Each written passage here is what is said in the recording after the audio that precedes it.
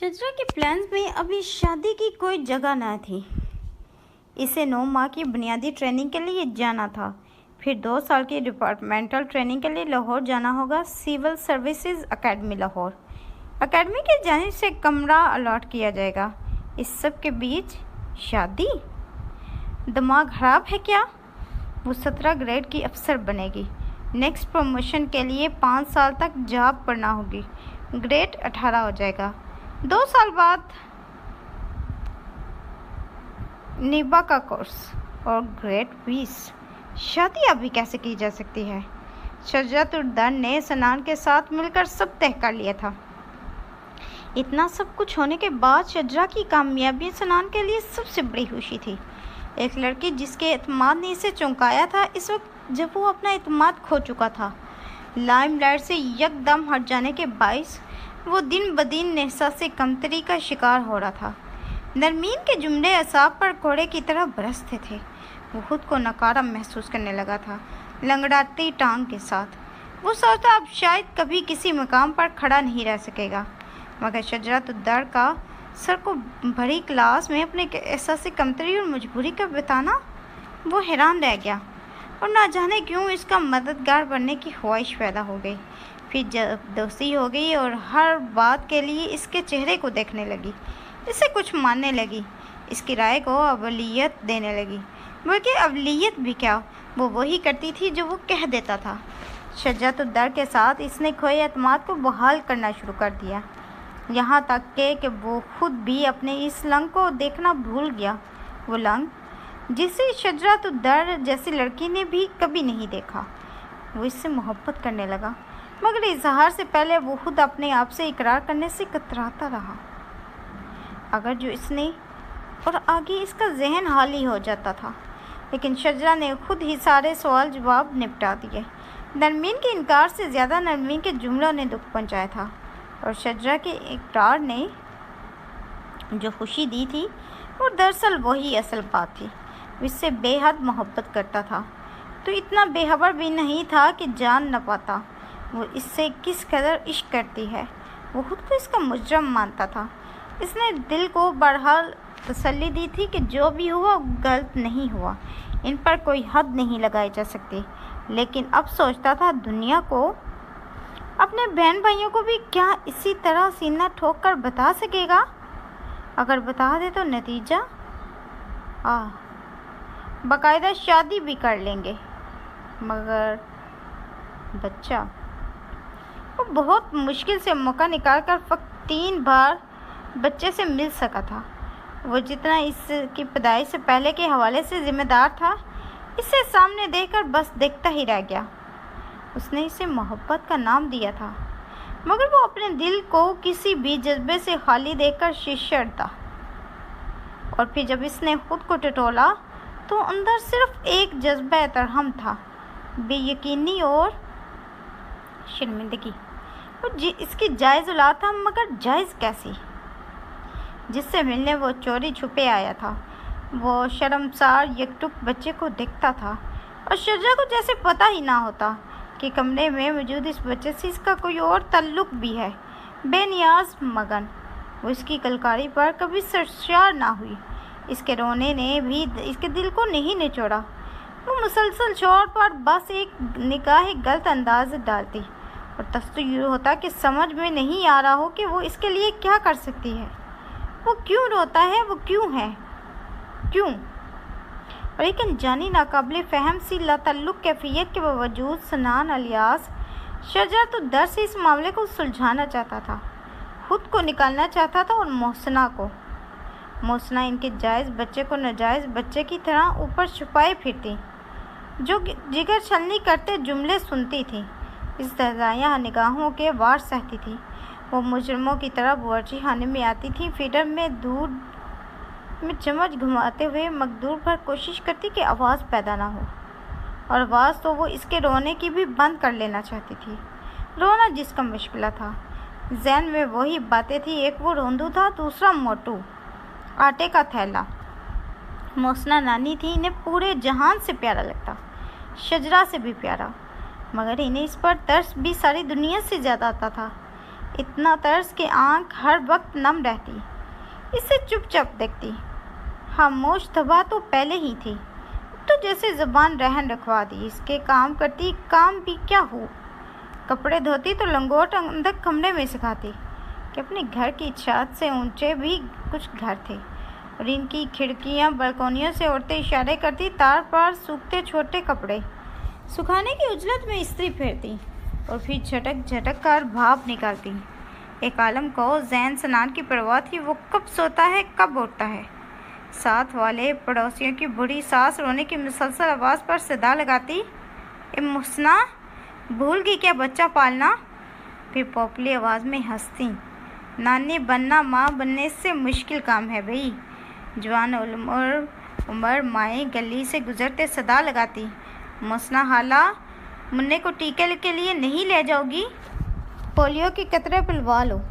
آفاق نے گھر کے باہر پولیو ٹیم کی چیکنگ کو دیکھ کر جو حشر اٹھایا، اس کو سوچ کر ہی محسنہ کے رونگٹے کھڑے ہو جاتے تھے۔ ایک عالم کو منّے کی فکر تھی، نہیں تھی تو شجاعت الدر کو۔ یہ وقت آگے بڑھنے کا وقت تھا، پیچھے مڑ کر دیکھنے کا نہیں، کجا کے ٹہلنے۔ لیکن ایک اور وجود بھی تھا جو ٹھہرتا تھا، ٹھٹک جاتا تھا اور مچلتے دل بڑھتے قدموں کو دماغ کی کوئی تنبیہ نہیں روک پاتی تھی، اور یہ تھی ہما بھابی، جنہیں روتی آواز پر دل پر وار کی طرح لگتی، بے چین کر دیتی۔ انہیں امڑ کر منّے پر پیار آتا تھا، اس کو خود میں بھینچ لینے کی خواہش ساری رات بستر پر کروٹیں بدلواتی۔ وہ چھپ کر سب کی نگاہوں سے بچ کر اسے ایک نظر دیکھنے، ایک بار آغوش میں لینے اور بس چوم لینے کے لیے اوپر پہنچ جاتی۔ اگر یہ منّا ان کا ہو تو؟ اور جس دن آفاق نے انہیں دیکھا اور خواہش آنکھوں سے پڑھ لی، اس روز وہ کسی جنونی کیفیت میں زین سنان کو خود میں بھیج کر بے تحاشا چوم رہی تھی۔ میلا گڈا، میلا پالا بچہ، آپ تو میرے اچھے بیٹے ہو، مجھ کو ممی امی بولو۔ اچھا ابھی نہیں آتا بولنا؟ ہیں ارے ہائے، تجھے بڑے ارمان آ رہے ہیں امی بننے کے، ہیں؟ آفاق بھائی نے ہما بھابی کو گدی سے پکڑا تھا، وہ کسی جنونی کیفیت میں گر گئے تھے۔ ہما بھابی کے لہجے کی تڑپ، حسرت، تشنگی، بے قراری، چومنے میں وہ پاگل پن انہیں تازیانے کی طرح لگا۔ ہما کی چھوٹی چوڑی تو منّے کو ایک ہاتھ میں اٹھا لیا، وہ اسے پھینک دینا چاہتے تھے جہاں بھی جا کر لگے، چھت پر لگے پنکھے سے ٹکرا کر چیتھڑے بن جائے، یا دیوار سے ٹکرا کر پاش یا پکے فرش پر گر کر ریزہ ریزہ۔ محسنہ نے بس آفاق کے اٹھے ہاتھ میں منّے کو دیکھا تھا، وہ نہیں چیختے ہوئے بھاگی تھی۔ رستے میں پاؤں رپٹ گئے، نے چارپائی کا کونا لگا تھا یا دل خوف سے بند ہوا تھا، پتہ نہیں لگا۔ صبح 10 بجے فوت ہوئی تھی، رات 10 بجے تک لوگ دفنا کر آ گئے۔ سنان کا داخلہ بند تھا، لیکن بڑے ماموں نے اسے بلوایا تھا۔ وہ افتادہ و خیزہ آیا تھا، جینز کے فولڈ پائنچے مڑے ہوئے کف، سر پر بندھا رومال۔ محسنہ کا محرم تھا، گھر سے اٹھانے سے لے کر جنازے تک اور پھر لحد میں اتارنے تک کے مرحلے میں سب سے آگے تھا۔ کندھے بدلنے کے عمل میں جب ایک بار وہ آفاق کے برابر آگے تو آفاق کی نگاہوں میں اترا ہوں، وہ دونوں آگے کی جانب تھے۔ آفاق نے بمشکل برداشت کیا تھا۔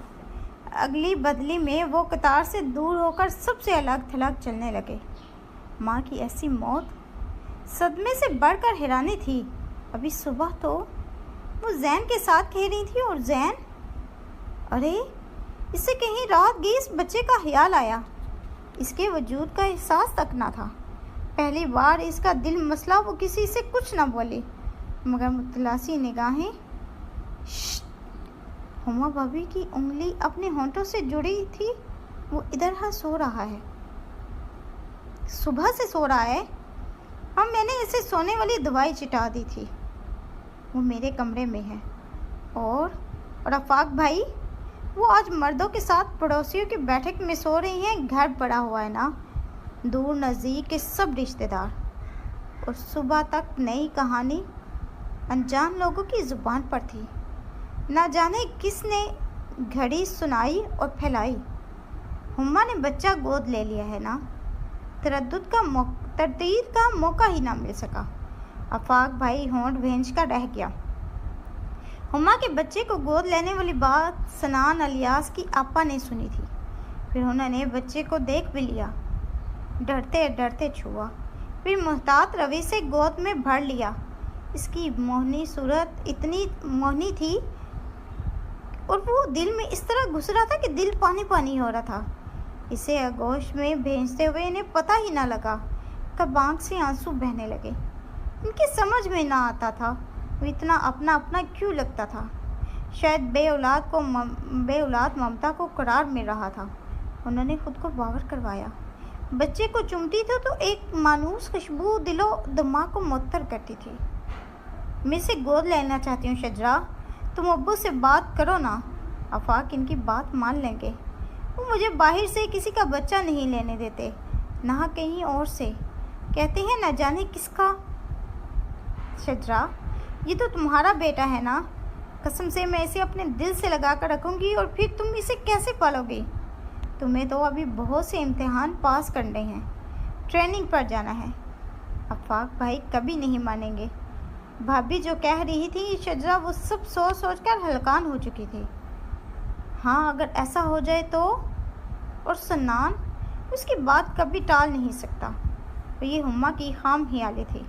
आफाक तो इसका गला घोंट देना चाहते थे। उन्होंने कहा कि वो गले से कुत्ता लेकर पाल लेंगे, मगर कुत्ते वाली मिसाल पर बड़े मामू लर्ज कर रह गए। ना जाने कैसी ताकत सी आ गई, अपने ही बेटे के मुंह पर थप्पड़ जड़ दिया। इसीलिए तुझे अल्लाह ने औलाद नहीं दी कमज़र्फ, कि तुझे कुत्ते के बच्चे और इंसान के बच्चे का फ़र्क ही नहीं मालूम। हाँ अब आप ही रह गए थे मुझे ताने देने को। नहीं हूँ इस काबिल। जैसे किसी ने भस में चिंगारी डाली, शोले थे आसमान को छूते थे। वो क़यामत का रन कि बस वह हुम्मा को भी कूट रहे थे और घर के दर दीवार को घर की चीज़ों से धो रहे थे। शजरा को सन्नान से मिलना पड़ा। यहाँ सन्नान के पास एक और नई कहानी थी। माँ मर गई थी और बाकी बहन भाई अपनी ज़िंदगियों से में बुरी तरह मगन थे। सन्नान की आपा दिल का हाल किससे कहती, बेऔलादी का दुख। वो सन्नान के आगे रो पड़ी। जहाँ से शजरा की भाभी ने इतना प्यारा बच्चा लिया है, मुझे भी दिलवा दो सनी। नाम नस्ब मालूम हो, बस यतीम लावारस। मुझसे अब इतनी हाली ज़िंदगी बर्दाश्त नहीं होती। तुम्हारे भाई किसी इदारे से लेने नहीं देते हैं। हमें क्या पता बताने वाले सच कह रहे हैं, यतीम है या किसी के गुनाह की। सनी, बच्चा तो बच्चा होता है ना। जब मैं इसे गोद लूँगी तो मेरा होगा। तुम्हारे भाई के ख़ानदान में बच्चे पहले ही कम हैं, मुझे क्यों देंगे। अरमान की बीवी कहने लगी, हमारी तो यही फैमिली है, एक बच्चा एक बच्ची, मज़ीद का इरादा ही नहीं। मैंने कहा तुम अपने दो ही रखो, एक मुझे पैदा करके दे दो तो कहती है कि क्या गारंटी है बेटा होगा और बेटी होगी। तो आप तो खैर सगी फुप्पी होंगी, फूफा से क्या रिश्ता। और फिर हंस पड़ती है। और सच है, कौन देता है किसी को बच्चा। लेकिन सनी, तुम मुझे भी वहीं से बच्चा ला दो जहाँ से हुम्मा लोगों ने लिया है। सनी, ला दोगे ना। वो तेज़ आवाज़ में बोल रही थी, रोती जाती थी और आहर में मुल्तजी लहजे में दोनों हाथ थामकर गिड़गिड़ाने लगी। और अगर वो ही ला दूँ तो। सनान के लबों से फिसला। वो कैसे। वो तो हुम्मा का है ना, बस इस जैसा ला दो। मेरा दिल करता है सनी, अपना सीना खोलकर इसे कहीं अंदर छुपा लूँ।